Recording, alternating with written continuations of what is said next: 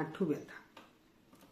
जदि आपण बयस 40 रु 50 वर्ष हेलानी आपण जड़े महिला अटंती तेबे ए वीडियो आपण आगे हाँ जदि आप सीढ़ी चढ़ार असुविधा होची घर कौन काम भी कर पारना गोटे जगह ठिया होकर रही पारना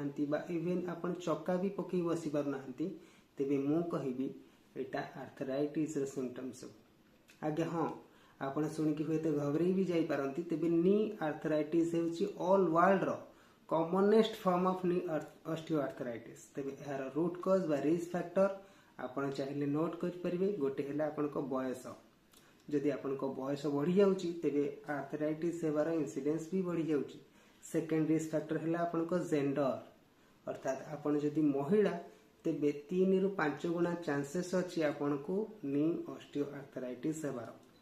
थर्ड रिस्क फैक्टर हेला आपण को ओबेसिटी बा मोटापा जदि मु आपण मानक सहित तीनोटी टिप्स शेयर करिवि हुए तो आपण मानक पई हेल्पफुल हे पारे आगे हाँ नमस्कार मु निरंजन नी हेल्थ स्पेशलिस्ट बा रेस्टोरेटिव मूवमेंट कंसल्टेंट आपण मानक सहित शेयर करूची आज तीनोटी टिप्स आपण मानक पई हेल्पफुल हबो फर्स्ट टिप्स हैला आपण खाद्य रे कैल्शियम एनरिच्ड फूड ऐड करंतु जेमति कि डेयरी प्रोडक्ट भी ऐड करि परिबे सेकेंड टिप्स हैला आपण खाद्य रे एंटी इंफ्लेमेटरी फूड को ऐड करंतु जेमति हळदी अदा ए सब